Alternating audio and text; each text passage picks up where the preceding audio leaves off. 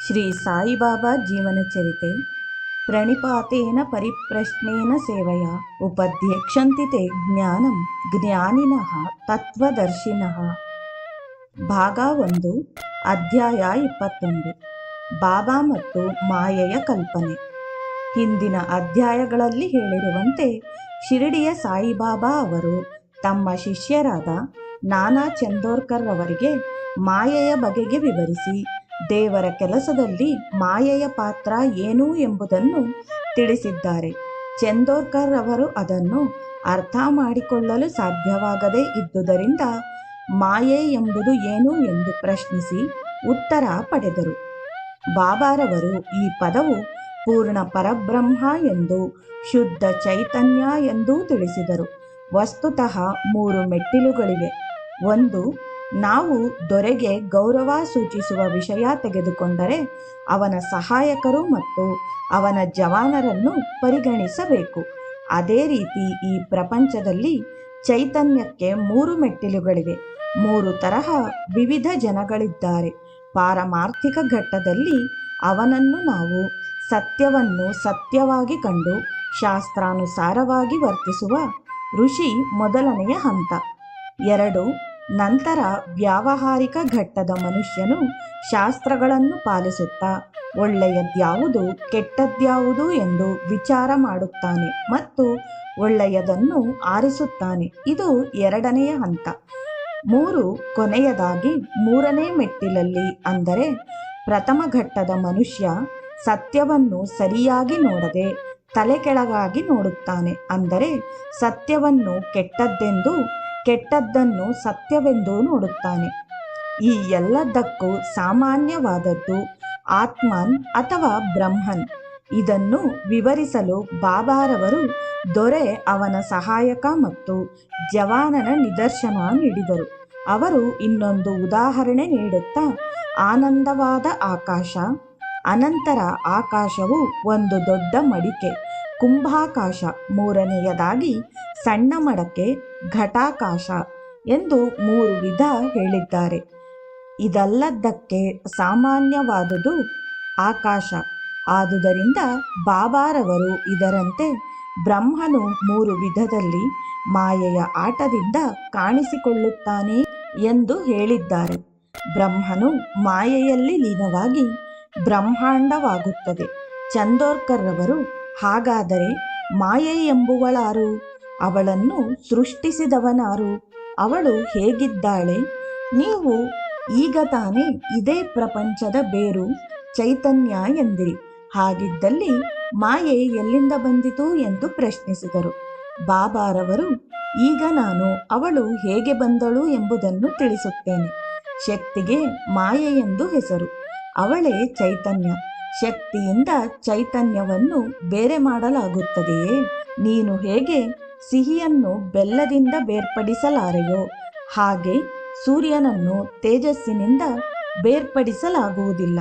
ಚೈತನ್ಯದ ಬೇರ್ಪಡೆ ಈ ಎಲ್ಲ ಅಸ್ತಿತ್ವ ಕೊನೆಯಾದಾಗ, ಅಂದರೆ ವಿಶ್ವವು ಬ್ರಹ್ಮನಲ್ಲಿ ಐಕ್ಯವಾದಾಗ ಮಾತ್ರ.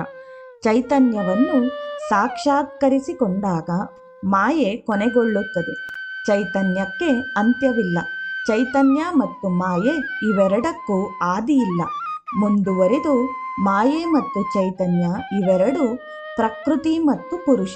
ಇದನ್ನು ಜ್ಞಾನೇಶ್ವರಿಯಲ್ಲಿ ವಿವರಿಸಲಾಗಿದೆ ಎಂದರು. ಬಾಬಾರವರು ಚಂದೋರ್ಕರ್ ಅವರಿಗೆ ಪೂರ್ಣ ಆತ್ಮಜ್ಞಾನ ಪಡೆಯಲು, ಮಾಯೆಯ ಕಲ್ಪನೆ ಬಗೆಗೆ ತಿಳಿಯಲು ನೀನು ಜ್ಞಾನೇಶ್ವರಿ ಪಠಣ ಮಾಡು ಎಂದರು. ಅನಂತರ ಮಾಯೆಯ ಮಹತ್ಕಾರ್ಯ ಮತ್ತು ಅದಕ್ಕೆ ಅದ್ಭುತ ಶಕ್ತಿಗಳಿವೆ. ನಾನು ಅಂತಹವನು, ನೀನು ಅಂತಹವನೇ ಎಂದರು. ಮುಂದುವರಿದು ಬಾಬಾ ತಿಳಿಸಿದರು, ನೀನು ಮಾಯೆಯ ಮುಸುಕಿನಲ್ಲಿದ್ದರೆ ವಸ್ತುತ್ವವನ್ನು ತಿಳಿಯಲಾರೆ. ಮಾಯೆಗೆ 2 ಗುಣಗಳಿವೆ. 1, ಆವರಣ, ಆತ್ಮವನ್ನು ಕವಿಯುವುದು. 2, ವಿಶೇಷ, ಆ ಮುಸುಕಿನಲ್ಲಿ ಭ್ರಾಂತಿ, ನೋವುಂಟು ಮಾಡುವುದು. ಒಬ್ಬ ಕೂಲಿಯು ತಾನು ರಾಜನಾದಂತೆ ಕನಸು ಕಾಣುವ. ಆದ್ದರಿಂದ ಅವನು ಕೂಲಿತನ ಮರೆಯುತ್ತಾನೆ. ಕೂಲಿತನವೆಂಬ ಮುಸುಕು ಕವಿದಿದೆ. ಆದರೆ ಆವರಣ ಮತ್ತು ದೊರೆತನವನ್ನು ಮಾಯೆ ಸೃಷ್ಟಿಸಿದೆ. ಅದೇ ವಿಕ್ಷೇಪ. ಮಾಯೆಯು ಬ್ರಹ್ಮನನ್ನು ಕವಿದು ಎಲ್ಲ ತರಹ ಲೌಕಿಕ ನೋವುಂಟು ಮಾಡುತ್ತದೆ. ಮುಂದುವರೆದು ಬಾಬಾರವರು ವಸ್ತುತಃ ಪ್ರಪಂಚ ಅಸ್ತಿತ್ವದಲ್ಲಿಲ್ಲ, ನಿಜವಾದ ಸತ್ ಅಸ್ತಿತ್ವದಲ್ಲಿದೆ, ಆದರೆ ಈ ನೋಟವೇ ನಿಜ ಎನ್ನುತ್ತಾರೆ. ಇದು ಕೇಡಿಗೆ ಕಾರಣ. ಆದ್ದರಿಂದ ಮಾಯೆಯನ್ನು ಹೊಡೆದೋಡಿಸಿ ಬ್ರಹ್ಮನನ್ನು ಪುನಃ ಪಡೆ ಎಂದರು. ಇದನ್ನು ಮಾಡುವುದು ಹೇಗೆ? ನೀನೇ ಪೂರ್ಣ ಚೈತನ್ಯ ಎಂದು ಭಾವಿಸು. ನೀರಿನ ಕಲ್ಮಶ ತೆಗೆದರೆ ಅದು ಶುದ್ಧ ಜಲ. ಹಾಗೆಯೇ ಮಾಯೆಯೆಂಬ ಕಲ್ಮಶವನ್ನು ನೋಟದಿಂದ ತೆಗೆದುಹಾಕು. ಆಗ ನೋಟ ನೈಜವಾಗುತ್ತದೆ. ಸತ್ ವಸ್ತುವಿನ ಉಪಾಸನೆ, ಇದನ್ನೇ ಯಾವಾಗಲೂ ಚಿಂತಿಸು. ಎಲ್ಲರಿಗೂ ನನ್ನ ಬುದ್ಧಿವಾದ ಇದೆ. ಸದ್ವಸ್ತುವಿನ ಅನವರತ ಸ್ಮರಣೆಯೇ ಆಧ್ಯಾತ್ಮ. ನೀನು ನಿನ್ನಲ್ಲಿಯೇ ಆತ್ಮವನ್ನು ಸಾಕ್ಷಾತ್ಕರಿಸಿಕೊಂಡು ಈ ಜೀವನದಿಂದ ಈ ಜೀವನದಲ್ಲಿ ಮುಕ್ತನಾಗು. ಇದೇ ಬಾಬಾರವರು ಮಾಯೆಯ ಬಗೆಗೆ ಹೇಳಿದ ವಿಚಾರ. ಇದನ್ನು ಹೀಗೆ ಕ್ರೋಢೀಕರಿಸಿ ಹೇಳಬಹುದು. ದೇವರ ಅಥವಾ ಬ್ರಹ್ಮನ ಶಕ್ತಿಯಿಂದ ಪಡೆದ ಎಲ್ಲ ಸಾಕ್ಷಾತ್ಕಾರವು ಮಾಯೆಯ ಕೆಲಸ. ಆಧ್ಯಾತ್ಮಿಕ ಪ್ರಯತ್ನದ ಏಕೈಕ ಗುರಿ ಈ ಭ್ರಮೆಯಿಂದ ಪ್ರಪಂಚವನ್ನು ದಾಟಬೇಕು. ಇದನ್ನು ಭಗವದ್ಗೀತೆಯಲ್ಲಿ ಈ ರೀತಿ ಕೃಷ್ಣ ಹೇಳಿದ್ದಾನೆ: ದೈವಿ ಹೇಷ ಗುಣಮಯಿ ಮಮ ಮಾಯಾ ದುರತ್ಯಯ ಮಾಮೇವ ಯೇ ಪ್ರಪದ್ಯಂತೆ ಮಾಯಾಮೇತಾಂ ತರಂತಿತೆ. ಐಹಿಕ ಪ್ರಕೃತಿಯ ತ್ರಿಗುಣಗಳಿಂದ ಆದ ಈ ನನ್ನ ದೈವಿ ಶಕ್ತಿಯನ್ನು ಮೀರುವುದು ಬಹಳ ಕಷ್ಟ. ಆದರೆ ನನಗೆ ಶರಣಾಗತರಾದವರು ಸುಲಭವಾಗಿ ಅದನ್ನು ದಾಟಿ ಹೋಗಬಲ್ಲರು. ಈ ಶ್ಲೋಕದ ಮತ್ತು ಬಾಬಾರವರ ಹೇಳಿಕೆಯ ಅಭಿಪ್ರಾಯವೇನು? ಒಂದು ಮಾತು ಸ್ಪಷ್ಟ: ಯಾವಾತನು ಪರಿಪೂರ್ಣವಾಗಿ ಪರಬ್ರಹ್ಮನಲ್ಲಿ ತಾನೇ ಎಂದು ನಿಶ್ಚಯಿಸಿಕೊಳ್ಳುತ್ತಾನೋ ಅವನು ತಾನು ತನ್ನನ್ನೇ ಮರೆಯುತ್ತಾನೆ. ಪೂರ್ಣ ಪರಬ್ರಹ್ಮನನ್ನೇ ಚಿಂತಿಸುತ್ತಾನೆ. ಯಾವುದನ್ನೂ ಚಿಂತಿಸದೆ ತನ್ನ ಅಹಮ್ಮನ್ನು ತ್ಯಜಿಸಿ, ಅಹಂ ಬಂದಾಗ ಅದನ್ನು ಪುಡಿ ಮಾಡಿ ಪರಬ್ರಹ್ಮ ಒಬ್ಬನೇ ಎನ್ನುತ್ತಾನೆ. ಒಬ್ಬನ ವ್ಯಕ್ತಿತ್ವವು ನಾನು ಆತ್ಮ ಅಥವಾ ನಾನು ಆತ್ಮವಲ್ಲ ಎಂಬ ವ್ಯತ್ಯಾಸದ ಅರ್ಥವನ್ನು ಒಳಗೊಂಡು ನಾನು ಇಲ್ಲಿದ್ದೇನೆ, ನೀನು ಅಲ್ಲಿದ್ದೀಯೆ, ಇದರ ಪದಾರ್ಥಗಳು ಬೇರೆಡೆಯಿವೆ ಎಂಬ ಅಭಿಪ್ರಾಯದಿಂದ ಬೇರೆ ಬೇರೆಯಾಗಿ ಕಾಣುತ್ತಾನೆ. ಸುತ್ತಮುತ್ತ ಇರುವುದರ ಹೋಲಿಕೆ ಇಲ್ಲದೆ ವ್ಯಕ್ತಿತ್ವ ಇರಲಾರದು. ಈ ವ್ಯತ್ಯಾಸದಿಂದಲೇ ಪ್ರಪಂಚದ ತೋರಿಕೆ ಸಾಗುತ್ತದೆ. ಅನೇಕ ವ್ಯಕ್ತಿಗಳು ತಮ್ಮ ಸ್ವಂತ ಉಪಯೋಗಕ್ಕೆ ಕಷ್ಟಪಡುತ್ತಾರೆ. ಯಾರು ವ್ಯಕ್ತಿಗಳ ಮತ್ತು ರಾಷ್ಟ್ರಗಳ ಘರ್ಷಣೆಗಳು ಇರಲೇಬಾರದು ಎನ್ನುತ್ತಾನೆಯೋ ಅವನು ಈ ವ್ಯತ್ಯಾಸಗಳನ್ನು ಮರೆಯಬೇಕು. ನೀನು ಈ ದೇಹದಲ್ಲಿದ್ದೇನೆ ಎಂಬುದು ಈ ಎರಡು ದೇಹಗಳ ಬೇರೆ ಬೇರೆ ಕಾಲ ಗುಣಗಳಲ್ಲಿ ಭಿನ್ನವಾಗಿರುತ್ತದೆ. ಎಲ್ಲಿಯ ತನಕ ಈ ವ್ಯತ್ಯಾಸಗಳು ಇರುತ್ತವೆಯೋ ಅಲ್ಲಿಯ ತನಕ ನಾವು ನಮ್ಮಷ್ಟಕ್ಕೆ ಚಿಂತಿಸುತ್ತಾ ನಮ್ಮ ಉಪಯೋಗ ಮತ್ತು ಸಂತೋಷ ಬಯಸುತ್ತೇವೆ. ಯಾವಾಗ ನಮ್ಮ ಈ ಕೆಲಸ ನಿಷ್ಪ್ರಯೋಜನವಾಗುತ್ತದೆಯೋ, ಸಂತೋಷದ ಬದಲು ದುಃಖವಾಗುವುದೋ ಆಗ ನಾವು ಇದನ್ನು ಬದಲಾಯಿಸಬೇಕು. ಅಂದರೆ ನಮ್ಮ ಮನಸ್ಸಿನಿಂದ ನಾವು ಒಂದಕ್ಕೊಂದು ಭಿನ್ನ ಮತ್ತು ಸುತ್ತಮುತ್ತಲಿನ ವಾತಾವರಣಕ್ಕಿಂತ ಭಿನ್ನ ಎಂಬುದನ್ನು ಬದಲಾಯಿಸಿದರೆ ಈ ಒಂದು ವ್ಯತ್ಯಾಸವು ನಿರ್ಮೂಲವಾದರೆ ನಾವು ಪರಬ್ರಹ್ಮನನ್ನು ಸಾಕ್ಷಾತ್ಕಾರ ಮಾಡಿಕೊಳ್ಳಬಹುದು. ಪರಬ್ರಹ್ಮ ಒಬ್ಬನೇ ಎಂದು ತಿಳಿದು ನಮಗೆ ಸಚ್ಚಿದಾನಂದರ ಅರಿವಾಗುತ್ತದೆ. ಆದ್ದರಿಂದ ಈ ಪ್ರಪಂಚದ ಎಲ್ಲ ವಸ್ತುವು ಪರಮಾತ್ಮನ ಅಂಶ ಎಂದು ತಿಳಿದರೆ ನಮಗೆ ಅಮಿತಾನಂದ ಶಾಂತಿ ದೊರಕುತ್ತದೆ. ನಿಜವಾದ ಜ್ಞಾನವನ್ನು ಪಡೆದವನಿಗೆ ಎಲ್ಲವೂ ಪರಮ ಪ್ರಭುವಿನ ಅಂಶಗಳೇ. ಇತರ ಮಾತುಗಳಲ್ಲಿ ಹೇಳುವುದಾದರೆ ಅವರೆಲ್ಲರೂ ನನ್ನವರೇ ಎನ್ನುವುದನ್ನು ಕಾಣುತ್ತೇವೆ. ಆಧ್ಯಾತ್ಮಿಕ ವಿಜ್ಞಾನದಲ್ಲಿ ಸಾಕಷ್ಟು ತಿಳುವಳಿಕೆ ಇಲ್ಲದಿರುವುದರಿಂದ ಈಗ ನಮ್ಮನ್ನು ಮಾಯೆ ಆವರಿಸಿದೆ. ನಾವು ಪರಮಾತ್ಮನಿಂದ ಪ್ರತ್ಯೇಕ ಎಂದು ಭಾವಿಸುತ್ತೇವೆ. ನಾವು ಪರಮಾತ್ಮನಿಂದ ಪ್ರತ್ಯೇಕಗೊಂಡು ಭಾಗಗಳಲ್ಲಾದರೂ ನಾವು ಅವನಿಂದ ಭಿನ್ನವಲ್ಲ. ಜೀವಿಗಳ ಶಾರೀರಿಕ ವ್ಯತ್ಯಾಸವೇ ಮಾಯೆ.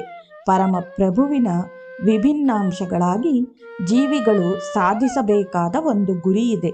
ನೆನಪಿಗೂ ಎಟುಕದಷ್ಟು ಗುರಿಯನ್ನು ಅವರು ಮರೆತಿದ್ದಾರೆ. ಈ ಕಾರಣದಿಂದ ಮನುಷ್ಯರು, ಪ್ರಾಣಿಗಳು, ದೇವತೆಗಳು ಬೇರೆ ಬೇರೆ ದೇಹಗಳಲ್ಲಿ ನೆಲೆಸಿದ್ದಾರೆ. ಭಗವಂತನ ಆಧ್ಯಾತ್ಮಿಕ ಸೇವೆಯನ್ನೇ ಮರೆತಿದ್ದರಿಂದಲೇ ಇಂತಹ ದೈಹಿಕ ವ್ಯತ್ಯಾಸಗಳು ಉದ್ಭವಿಸಿವೆ. ಆದ್ದರಿಂದ ಪರಮಾತ್ಮನ ಆಧ್ಯಾತ್ಮಿಕ ಸೇವೆಯಲ್ಲಿ ತೊಡಗಿರುವವರು ಈ ಮಾಯೆಯಿಂದ ಬಿಡುಗಡೆ ಹೊಂದುತ್ತಾರೆ. ಇಂತಹ ಶುದ್ಧ ಜ್ಞಾನವನ್ನು ನಿಜವಾದ ಗುರುವಿನಿಂದ ಪಡೆಯಬಹುದು. ಬಾಬಾರವರು ನಿಜವಾದ ಗುರು. ಅವರು ಪ್ರತ್ಯಕ್ಷ ಮಾರ್ಗದರ್ಶಿ. ಆದ್ದರಿಂದಲೇ ಬಾಬಾರವರು ಚಂದೋರ್ಕರ್ ಅವರಿಗೆ ಮಾರ್ಗದರ್ಶಿಯಾಗಿ ಮೇಲೆ ಹೇಳಿದಂತೆ ಮಾಯೆಯ ಬಗೆಗೆ ವಿವರಣೆ ನೀಡಿದರು. ಬಾಬಾರವರು ಕರ್ಮದ ಬಗೆಗೆ ಏನು ಹೇಳಿದ್ದಾರೆ ಎಂಬುದನ್ನು ಈಗ ನೋಡೋಣ. ಬಾಬಾರವರು ಹಿಂದೂಗಳಿಗೆ ಹಿಂದುತ್ವ, ದ್ವೈತರಿಗೆ ದ್ವೈತವನ್ನು ವಿವರಿಸುತ್ತಿದ್ದರು. ಅವರದೇ ಆದ ತತ್ವವಿರಲಿಲ್ಲ. ಕರ್ಮ ಸಿದ್ಧಾಂತವನ್ನು ಎಲ್ಲ ಹಿಂದೂಗಳು ಒಪ್ಪಿಕೊಳ್ಳುತ್ತಾರೆ. ಕರ್ಮವು ಮಾನವರಿಗಲ್ಲದೆ ಎಲ್ಲ ಜೀವಿಗಳಿಗೂ ಅನ್ವಯಿಸುತ್ತದೆ. ಬಾಬಾರವರು ಕರ್ಮದ ಸಿದ್ಧಾಂತವನ್ನು ನಾಯಿಗಳಿಗೂ ಇತರ ಜೀವಿಗಳಿಗೂ ಅನ್ವಯಿಸಿದ್ದಾರೆ. ಸಂಕ್ಷಿಪ್ತವಾಗಿ ಹೇಳುವುದಾದರೆ ಇದು ಕಾರಣ ಮತ್ತು ಫಲ. ಕಾರಣವು ಫಲವನ್ನು ನೀಡುತ್ತದೆ. ಯಾವನು ತನ್ನ ಮನೋಭಾವದಂತೆ ಕರ್ಮವೆಸಗುತ್ತಾನೆಯೋ ಹಾಗೆಯೇ ಅವನ ಮನಸ್ಸಿನಂತೆ ಫಲ ದೊರೆತು ಅದನ್ನು ಮುಂದುವರಿಸುತ್ತಾನೆ. ಒಬ್ಬ ಮನುಷ್ಯ ಅತಿ ಆಸೆಯಿಂದ ಎಲ್ಲವೂ ನನ್ನದೇ ಎಂದು ಬಾಚಿಕೊಳ್ಳುತ್ತಾನೆಯೋ ಆಗ ಅವನಲ್ಲಿ ಆಸೆ ಬೆಳೆಯುತ್ತಾ ಹೋಗುತ್ತದೆ. ನಾವು ಗಳಿಸಿದ ವಸ್ತುವಿನ ಕಡೆ ಮೋಹ ಬೆಳೆಸಿಕೊಂಡರೆ ನಮ್ಮ ಮೋಹ ಅದರ ಕಡೆ ಬಲವಾಗುತ್ತದೆ. ಆಗ ಬೇರೆಯವರು ಅದನ್ನು ತಡೆಯಲು ಬಂದಾಗ ನಮಗೆ ಕೋಪ ಬರುತ್ತದೆ. ಕಾಮಾತ್ ಕ್ರೋಧೋ ಅಭಿಜಾಯತೆ ಎಂದು ನೀತಿಯಲ್ಲಿ ಹೇಳಿದೆ. ವಸ್ತುಗಳ ಕಡೆಯ ಮೋಹದಿಂದ ಕ್ರೋಧ ಉತ್ಪನ್ನವಾಗುತ್ತದೆ. ಕ್ರೋಧಾತ್ ಭವತಿ ಸಮ್ಮೋಹಃ ಅಂದರೆ ಕ್ರೋಧದಿಂದ ಗೊಂದಲ ಉಂಟಾಗುತ್ತದೆ. ಕ್ರೋಧಾತ್ ಭವತಿ ಸಮ್ಮೋಹಃ, ಸಮ್ಮೋಹಾತ್ ಸ್ಮೃತಿ ವಿಭ್ರಮಃ, ಸ್ಮೃತಿ ಭ್ರಂಶಾತ್ ಬುದ್ಧಿನಾಶೋ, ಬುದ್ಧಿನಾಶಾತ್ ಪ್ರಣಶ್ಯತಿ. ಕ್ರೋಧದಿಂದ ಸಮ್ಮೋಹವು ಉಂಟಾಗುತ್ತದೆ. ಸಮ್ಮೋಹದಿಂದ ಸ್ಮೃತಿಯ ಭ್ರಮೆಯುಂಟಾಗುತ್ತದೆ. ಸ್ಮೃತಿ ಭ್ರಮೆಯಿಂದ ಬುದ್ಧಿ ನಾಶವಾಗುತ್ತದೆ. ಬುದ್ಧಿ ನಾಶವಾದಾಗ ಮತ್ತೆ ಮನುಷ್ಯನು ಐಹಿಕ ಪ್ರಪಂಚದಲ್ಲಿ ಮುಳುಗುತ್ತಾನೆ. ಕರ್ಮ ಸಿದ್ಧಾಂತದ ಪ್ರಕಾರ ಕಾರಣ ಪರಿಣಾಮ ಒಂದಕ್ಕೊಂದು ನಡೆಯುತ್ತಲೇ ಇರುತ್ತದೆ. ಅದು ಜೀವಿಗಳ ಭವಿಷ್ಯವನ್ನು ರೂಪಿಸುತ್ತವೆ. ಕರ್ಮ ಸಿದ್ಧಾಂತವನ್ನು ಎಲ್ಲರೂ ಒಪ್ಪಲೇಬೇಕು. ಫಲಾಪೇಕ್ಷೆಯಿಂದ ಕೂಡಿದ ಕರ್ಮಗಳು ಐಹಿಕ ಬಂಧನಕ್ಕೆ ಕಾರಣ. ದೈಹಿಕ ಸುಖದ ಮಟ್ಟವನ್ನು ಹೆಚ್ಚಿಸಿಕೊಳ್ಳುವ ಕಾರ್ಯಗಳಲ್ಲಿ ಮನುಷ್ಯನು ತೊಡಗಿರುವಷ್ಟು ಕಾಲವು ಆತನು ಒಂದು ಬಗೆಯ ದೇಹದಿಂದ ಇನ್ನೊಂದು ಬಗೆಯ ದೇಹಕ್ಕೆ ಸಾಗುತ್ತಿರುವುದು ಖಂಡಿತ. ಇದರಿಂದ ಕರ್ಮಬಂಧನವು ಮುಂದುವರಿಯುತ್ತಲೇ ಇರುವುದು. ಆದ್ದರಿಂದ ಕರ್ಮಬಂಧನದಿಂದಾದರೂ ಮುಕ್ತರಲ್ಲ. ಮನಸ್ಸು ಕಾಮ ಕರ್ಮವಶವಾಗಿದ್ದು ಅಜ್ಞಾನದ ಪ್ರಭಾವಕ್ಕೆ ಒಳಗಾಗಿದ್ದರೂ ಮನುಷ್ಯನು ವಾಸುದೇವನ ಭಕ್ತಿ ಮತ್ತು ಸೇವೆಯಲ್ಲಿ ಪ್ರೀತಿ ಬೆಳೆಸಿಕೊಳ್ಳುತ್ತಾನೆ. ಆಗ ಮಾತ್ರ ಮನುಷ್ಯನ ಐಹಿಕ ಅಸ್ತಿತ್ವದ ಬಂಧನದಿಂದ ಮುಕ್ತನಾಗುವ ಅವಕಾಶ ಲಭಿಸುತ್ತದೆ. ಮನುಷ್ಯ ಪಾಪಗಳನ್ನೂ ಮಾಡುತ್ತಾ ಅಧೋಗತಿಗೆ ಹೋಗುತ್ತಾನೆ. ಕೊಲೆಯಿಂದ ಕೊಲೆ ಮಾಡುತ್ತಾ ದೊಡ್ಡ ಕೊಲೆಗಾರನಾಗುತ್ತಾನೆ. ತಮ್ಮ ಹಿಂದಿನ ಕರ್ಮದಲ್ಲಿ ಸಾಧು ಸಂತರ ಸಂಪರ್ಕವಿಟ್ಟುಕೊಂಡ ಕೆಲವರು ತಮ್ಮ ಈ ಕೆಟ್ಟ ಪ್ರವೃತ್ತಿಯಿಂದ ಬದಲಾಗುವುದನ್ನು ಕಾಣುತ್ತಾರೆ. ಉದಾಹರಣೆಗೆ ಅಜಾಮಿಳ. ಇಲ್ಲಿ ಇನ್ನೊಂದು ಉದಾಹರಣೆ ನೋಡೋಣ. ಕಪ್ಪೆ ಮತ್ತು ಸರ್ಪ. ಇದು ಬಾಬಾರವರು ಹೇಳಿದ ಕತೆ.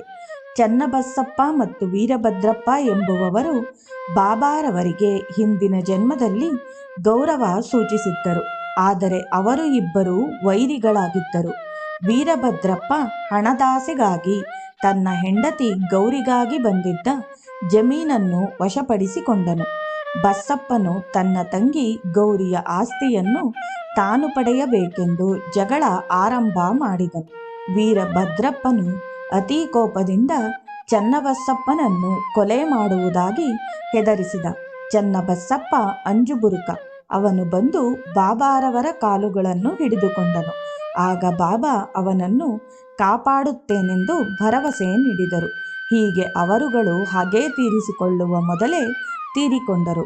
ಈಗ ಚನ್ನಬಸಪ್ಪನು ಕಪ್ಪೆಯಾಗಿ, ವೀರಭದ್ರಪ್ಪ ಸರ್ಪವಾಗಿಯೂ ಇರುತ್ತಾರೆ.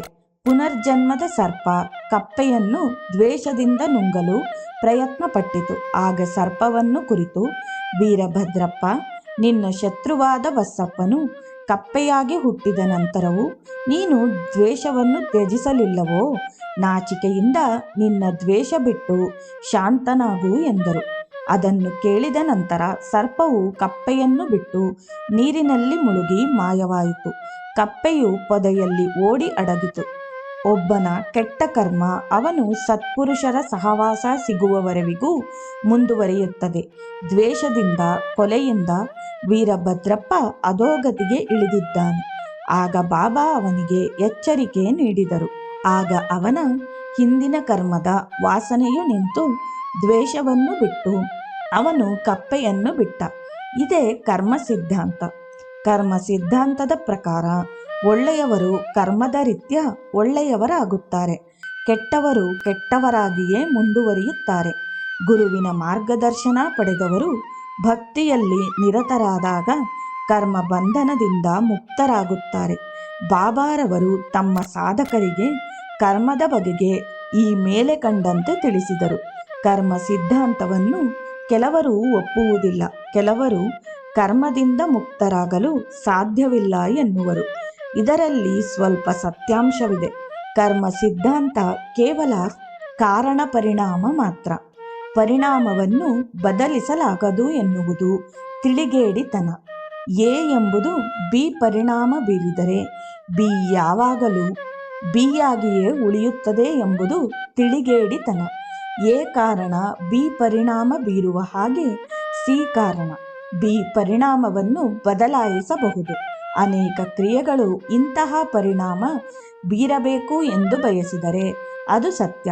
ಕರ್ಮವು ಕ್ರೂರ, ಅದನ್ನು ಯಾರೂ ಬದಲಾಯಿಸಲಾಗುವುದಿಲ್ಲ ಎಂಬುದು ತಿಳಿಗೇಡಿತನ.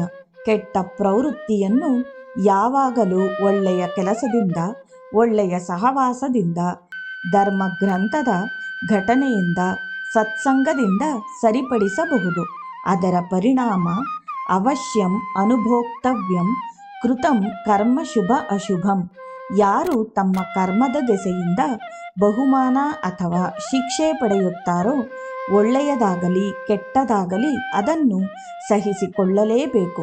ಸಾಮಾನ್ಯವಾಗಿ ಇದು ನಿಜ. ಇದನ್ನು ಜೋರಾಗಿ ಹೇಳಿದರೆ ಅದು ಸತ್ಯವಲ್ಲ. ಯಾವಾತನು ಕೊಲೆ ಮಾಡಿರುವನೋ ಅವನು ಗಲ್ಲು ಶಿಕ್ಷೆಗೆ ಒಳಗಾಗಲೇಬೇಕು. ಅವನಿಗೆ ಕೂಡಲೇ ಅಥವಾ ಅನಂತರ ಬೇರೆ ತರಹ ಶಿಕ್ಷೆ ಆಗಬಹುದಾದ ಸಾಧ್ಯತೆ ಇದೆ. ಶಿಕ್ಷೆಯ ತೀರ್ಪನ್ನು ಬದಲಾಯಿಸಬಹುದು, ಕಡಿಮೆ ಮಾಡಬಹುದು ಅಥವಾ ಪೂರಾ ಕ್ಷಮಿಸಬಹುದು. ಉದಾಹರಣೆಗೆ ದೊರೆಯ ಹುಟ್ಟುಹಬ್ಬದ ಕ್ಷಮಾದಾನ ಇತ್ಯಾದಿ. ಆದ್ದರಿಂದ ಕರ್ಮದಿಂದ ಪಡೆದ ಬಹುಮಾನ ಅಥವಾ ಶಿಕ್ಷೆಯನ್ನು ಬದಲಿಸಲು ಆಗುವುದಿಲ್ಲ ಎಂಬುವುದು ತಪ್ಪಾಗುತ್ತದೆ. ಈ ಭುವಿಯಲ್ಲಿ ಎಲ್ಲವೂ ಬದಲಾವಣೆ ಹೊಂದುತ್ತವೆ ಅಥವಾ ಶಾಂತವಾಗುತ್ತವೆ. ಇದನ್ನು ನಾವು ಜ್ಞಾಪಿಸಿಕೊಂಡರೆ ಸಾಯಿಬಾಬಾರವರ ಕರ್ಮದ ಬಗೆಗಿನ ಹೇಳಿಕೆಗೆ ಆಕ್ಷೇಪಣೆ ಬರಬಹುದು. ಬಾಬಾರವರು ಸನ್ನದು ಮತ್ತು ವಾಣಿಯಲ್ಲಿಯೂ ಬಾಬಾರವರ ಈ ಕೆಳಕಂಡ ಹೇಳಿಕೆ ಕಾರಣವಾಗಬಹುದು. ಶಿರಡಿಯಲ್ಲಿ ಕಾಲಿರಿಸಿದನೆಂದರೆ ಸಾಕು, ಅವನ ಕರ್ಮ ನಾಶವಾಗುತ್ತದೆ. ಅನೇಕರು ಇದು ಸಾಧ್ಯವೇ ಎಂದು ಅಚ್ಚರಿ ವ್ಯಕ್ತಪಡಿಸಿದ್ದಾರೆ. ಬಾಬಾರವರು ಜನಗಳ ಹುಟ್ಟು ಸಾವು ಅವರವರ ಪೂರ್ವಜನ್ಮದ ಫಲ ಎಂದು ಚಂದೋರ್ಕರರಿಗೆ ಹೇಳಿದರು. ಮಗುವಿನ ಜನನ, ಅಳಿಯನ ಸಾವು ಇವುಗಳ ಬಗೆಗೆ ಚಂದೋರ್ಕರ್ರವರು ಸಹಾಯ ಮಾಡಲು ಕೇಳಿಕೊಂಡಾಗ ಬಾಬಾರವರು ಅವು ಅವರ ಕರ್ಮದ ಫಲ, ಅದನ್ನು ಬದಲಾಯಿಸಲಾಗದು ಎಂದರು. ಒಂದು ವಿಧದಲ್ಲಿ ಇದು ನಿಜ. ಕೆಲವು ಜನನ, ಕೆಲವು ಮರಣಗಳೆಲ್ಲವೂ ವ್ಯಕ್ತಿಗಳ ಪೂರ್ವ ಚರಿತ್ರೆಯ ಘಟನೆಗಳಿಂದ ನಿಗದಿತವಾಗಿರುತ್ತದೆ. ಆದರೂ ಬಾಬಾರವರು ಅವುಗಳನ್ನು ಕೆಲವು ಘಟ್ಟಗಳಲ್ಲಿ ಭಕ್ತರ ಅನುಕೂಲಕ್ಕಾಗಿ ರೂಪಿಸಬಹುದಾಗಿದ್ದರು. ಡಾಕ್ಟರ್ ಪಿಳ್ಳೆಯವರು ಬಾಬಾರವರ ಆತ್ಮೀಯರಾಗಿದ್ದರು. ಬಾಬಾರವರನ್ನು ಬಹಳವಾಗಿ ಪ್ರೀತಿಸುತ್ತಿದ್ದರು. ಒಮ್ಮೆ ಅವರ ಕಾಲುಗಳಿಗೆ ನಾರು ಹುಣ್ಣಾಗಿ ಬಹಳ ವ್ಯಥೆಯಿಂದಿದ್ದರು. ಅವರು ಕಾಕಾ ಸಾಹೇಬರನ್ನು ಕುರಿತು, ನನಗೆ ತಡೆಯಲಾರದಷ್ಟು ನೋವಾಗುತ್ತಿದೆ, ಮರಣವೇ ಲೇಸು ಎನಿಸುತ್ತದೆ, ಇದು ನನ್ನ ಪೂರ್ವಜನ್ಮದ ಫಲ. ಬಾಬಾರವರ ಹತ್ತಿರ ಹೋಗಿ ಈ ಪೂರ್ವಜನ್ಮದ ಫಲವನ್ನು ಮುಂದಿನ 10 ಜನ್ಮಗಳಿಗೆ ವರ್ಗಾಯಿಸಿ ನೋವನ್ನು ನಿಲ್ಲಿಸಿರೆಂದು ತಿಳಿಸಿರಿ ಎಂದರು. ಆಗ ದೀಕ್ಷಿತರು ಬಾಬಾರವರ ಹತ್ತಿರ ಬಂದು ಪಿಳ್ಳೆಯವರ ಬೇಡಿಕೆಯನ್ನು ತಿಳಿಸಿದರು. ಆಗ ಕರುಣೆಯಿಂದ ಬಾಬಾರವರು ಅವರಿಗೆ ಧೈರ್ಯವಾಗಿರುವಂತೆ ಹೇಳು, ಮುಂದಿನ 10 ಜನ್ಮಗಳೇಕೆ, ಇನ್ನು ಕೇವಲ ಕೆಲವೇ ದಿನ ನೋಡುವುದಾದರೆ ಸಾಕು. ಪ್ರಾಪಂಚಿಕ ಮತ್ತು ಪಾರಮಾರ್ಥಿಕ ಸುಖಗಳನ್ನು ನೀಡಲು ನಾನಿರುವಾಗ ಅವನು ಏಕೆ ಮರಣವನ್ನು ಇಚ್ಛಿಸಬೇಕು? ಯಾರ ಹೆಗಲ ಮೇಲಾದರೂ ಕೂಡಿಸಿ ಅವನನ್ನು ಇಲ್ಲಿಗೆ ಕರೆತ ಅವನ ಕಷ್ಟವನ್ನು ನಿವಾರಿಸುವೆ ಎಂದು ಹೇಳಿ ಕಳುಹಿಸಿದರು. ಕಾಕಾರವರು ಡಾಕ್ಟರ್ ಪಿಳ್ಳೆಯವರನ್ನು ಕರೆತಂದು ಬಾಬಾರವರ ಬಳಿ ಕೂರಿಸಿದರು. ಆಗ ಬಾಬಾರವರು ಅವರಿಗೆ ತಮ್ಮ ಒರಗುವ ದಿಂಬು ಕೊಟ್ಟು ದ್ವಾರಕಾಮಾಯಿಯಲ್ಲಿ ಕಾಲು ಚಾಚಿ ಕುಳಿತುಕೋ ಎಂದರು. ಮುಂದುವರಿದು, ಒಂದು ಕಾಗೆ ಬಂದು ನಿನ್ನ ಕಾಲನ್ನು ಕುಕ್ಕುತ್ತದೆ, ಆಗ ನಿನಗೆ ಗುಣವಾಗುತ್ತದೆ ಎಂದರು. ಸ್ವಲ್ಪ ದಿನಗಳಲ್ಲಿ ಮಸೀದನ್ನು ಗುಡಿಸುತ್ತಿದ್ದ ಅಬ್ದುಲ್ಲನು ದೀಪಗಳನ್ನು ಹಚ್ಚುತ್ತಾ ಅಕಸ್ಮಾತ್ ಪಿಳ್ಳೆಯವರ ಕಾಲನ್ನು ತುಳಿದನು. ಡಾಕ್ಟರ್ ಪಿಳ್ಳೆಯವರು ನೋವನ್ನು ತಡೆಯಲಾಗದೆ ಕೂಗಿಕೊಂಡರು. ಅವರ ಕಾಲಿನಲ್ಲಿದ್ದ ನಾರು ಕ್ರಿಮಿಗಳೆಲ್ಲವೂ ಹೊರಬಂದವು. ಅನಂತರ ಹಾಡಲು ಪ್ರಾರಂಭಿಸಿದರು. ಆಗ ಬಾಬಾರವರು, ನೋಡು, ಬಾವುಗೆ ಗುಣವಾಗಿದೆ, ಹಾಡುತ್ತಿದ್ದಾನೆ ಎಂದರು. ಆಗ ಪಿಳ್ಳೆಯವರು ಕಾಗೆ ಯಾವಾಗ ಬರುವುದು ಎಂದು ಅಂಜುತ್ತಾ ಕೇಳಲು ಬಾಬಾರವರು ಕಾಗೆ ಬಂದಿದ್ದನ್ನು ನೋಡಲಿಲ್ಲವೇ? ಪುನಃ ಬರುವುದಿಲ್ಲ, ಅಬ್ದುಲ್ಲನೇ ಕಾಗೆ. ಈಗ ನೀನು ಮನೆಗೆ ಹೋಗಿ ವಿಶ್ರಮಿಸಿಕೊ, ಗುಣವಾಗುತ್ತದೆ ಎಂದರು. 10 ದಿನಗಳಲ್ಲಿ ಅವರು ಪೂರ್ಣ ಗುಣ ಹೊಂದಿದರು. ಇನ್ನೊಂದು ಸಂಗತಿ ಹೀಗಿದೆ, ಭೀಮಾಜಿ ಪಾಟೀಲರಿಗೆ ಆಗಾಗ್ಗೆ ಎದೆನೋವು ಬರುತ್ತಿತ್ತು. ನಂತರ ಅದು ಕ್ಷಯಕ್ಕೆ ತಿರುಗಿತು. ಈ ವಿಷಯದಲ್ಲಿ ಬಾಬಾರವರು ಪರಮ ಭಕ್ತರಾದ ನಾನಾ ಸಾಹೇಬ್ ಚಂದೋರ್ಕರ್ ರವರ ಸಲಹೆ ಕೇಳುವ ಬಯಕೆ ಅವರಲ್ಲಿ ಮೂಡಿತು. ಅದಕ್ಕೆ ಅವರು ಬಾಬಾರವರ ಚರಣಾರವಿಂದದಲ್ಲಿ ಮೊರೆ ಹೋಗುವುದೊಂದೇ ಸರಿಯಾದ ಮಾರ್ಗವೆಂದು ನಾನಾ ತಿಳಿಸಿದರು. ನಾನಾರವರ ಸಲಹೆ ಮೇರೆಗೆ ಭೀಮಾಜಿ ಶಿರಡಿಗೆ ಬಂದರು. ಆ ಸಮಯದಲ್ಲಿ ಬಾಬಾರವರ ಹತ್ತಿರ ಶ್ಯಾಮಾರವರಿದ್ದರು. ಬಾಬಾರವರು ಶ್ಯಾಮನಿಗೆ, ಇದೇನು ಶ್ಯಾಮ, ಈ ಕಳ್ಳನನ್ನು ತಂದು ನನ್ನ ಮುಂದಿರಿಸಿ ನನ್ನ ಮೇಲೆ ಏಕೆ ಇಷ್ಟೊಂದು ಭಾರ ಹೊರಿಸಿರುವೆ ಎಂದರು. ಭೀಮಾಜಿಯವರು ಅನುಭವಿಸುತ್ತಿರುವ ಅಸ್ತಮ, ಕ್ಷಯರೋಗ ಇತ್ಯಾದಿಗಳು ಅವರ ಪೂರ್ವಜನ್ಮದ ಕರ್ಮ, ಕಳ್ಳತನ ಮಾಡಿದ ಫಲ ಎಂದು ಬಾಬಾರವರು ತಿಳಿದಿದ್ದರು. ಭೀಮಾಜಿಯವರು ಬಾಬಾರವರಲ್ಲಿ ಪೂರ್ಣ ಶರಣಾಗತರಾಗಿ, ನಾನು ಅಮಾಯಕ, ನಾನೇನು ಮಾಡಲಿ, ನನ್ನ ಮೇಲೆ ಕರುಣೆ ತೋರಿಸಿ ದಯೆ ಬೀರಿ ಎಂದರು. ಕೂಡಲೇ ಬಾಬಾರವರ ಮನ ಕರಗಿ, ನಿಲ್ಲು, ಚಿಂತೆಯನ್ನು ಬಿಡು, ಈ ಫಕೀರ ದಯಾಮಯ, ನಿನ್ನ ರೋಗ ಗುಣವಾಗುತ್ತದೆ ಎಂದರು. ಅವರು ಪೂರ್ವಜನ್ಮದ ಕೃತ್ಯದಿಂದ ನರಳುತ್ತಿದ್ದರು, ಅದನ್ನು ಕಮ್ಮಿ ಮಾಡಬಹುದಾಗಿತ್ತು. ಆದ್ದರಿಂದ ಅವನನ್ನು ಒದ್ದೆಯಾದ ಅಂಗಳದಲ್ಲಿ ಹೋಗಿ ಮಲಗಲು ಹೇಳಿದರು. ಭೀಮಾಜಿ ಹಾಗೆಯೇ ಮಾಡಿದರು. ಅಲ್ಲಿ ಅವರು 2 ಕನಸು ಕಂಡರು. 1ನೆಯ ಕನಸಿನಲ್ಲಿ ಒಬ್ಬ ಹುಡುಗನು ಪಾಠಶಾಲೆಯಲ್ಲಿ ಪಾಠವನ್ನೊಪ್ಪಿಸದೆ ಉಪಾಧ್ಯಾಯರಿಂದ ಹೊಡೆತ ತಿಂದು ಅನುಭವಿಸುತ್ತಿರುವ ಯಾತನೆ. ಮತ್ತೊಂದು ಕನಸಿನಲ್ಲಿ ಯಾರೋ ಅವರ ಎದೆಯ ಮೇಲೆ ಕಲ್ಲುರುಳಿಸಿ ನೋವು ಮಾಡುತ್ತಿರುವುದನ್ನು ಕಂಡರು. ಅವರು ಎಲ್ಲ ಯಾತನೆಯನ್ನೂ ಅನುಭವಿಸುತ್ತಾ ಮರಣ ಸಮೀಪಿಸುತ್ತಿದೆ ಎಂದುಕೊಂಡರು. ಈ ಎಲ್ಲ ಯಾತನೆಯನ್ನು ಆ ಮನುಷ್ಯ ಒಂದು ರಾತ್ರಿಯಲ್ಲಿ ತಡೆದುಕೊಂಡಿದ್ದ. ಕನಸಿನಲ್ಲಿ ಅನುಭವಿಸಿದ ನೋವಿನಿಂದ ಅವರ ರೋಗ ಗುಣವಾಯಿತು. ಬಾಬಾರವರಲ್ಲಿಗೆ ಬಂದು ನಮಸ್ಕಾರ ಮಾಡಿದರು. ಹೀಗೆ ಬಾಬಾರವರು ಭೀಮಾಜಿಯವರ ಹಿಂದಿನ ಜನ್ಮದ ಕರ್ಮದ ಫಲದಿಂದ ಅನುಭವಿಸಿದ ಶಿಕ್ಷೆಯನ್ನು ಬದಲಿಸಿದರು ಮತ್ತು ಕರ್ಮ ಬಂಧನದಿಂದ ಬಿಡುಗಡೆಯಾಗಿರುವೆ ಎಂದರು. ಈ ಮೇಲೆ ಕಂಡ ಸಂಗತಿಗಳು ಕರ್ಮದ ಬಗೆಗೆ ನಾವು ತಿಳಿಸಿರುವುದರಿಂದ ಕರ್ಮ ಅಸ್ಪಷ್ಟ ಮತ್ತು ತಳಹದಿರಹಿತ ಎಂದು. ಆದ್ದರಿಂದ ನಾವು ಸಾಯಿಬಾಬಾರವರಂತಹ ಸತ್ಪುರುಷರ ಉಕ್ತಿಯಂತೆ ಮಾರ್ಗದರ್ಶನ ತೆಗೆದುಕೊಂಡು ಅದರಂತೆ ನಡೆಯುವುದೇ ಕ್ಷೇಮಕರ ಎಂದು ತಿಳಿದು ಬರುತ್ತದೆ. ಇಲ್ಲಿಗೆ ಭಾಗ 1ರ 21ನೆಯ ಅಧ್ಯಾಯವು ಸಮಾಪ್ತಿಯಾಯಿತು.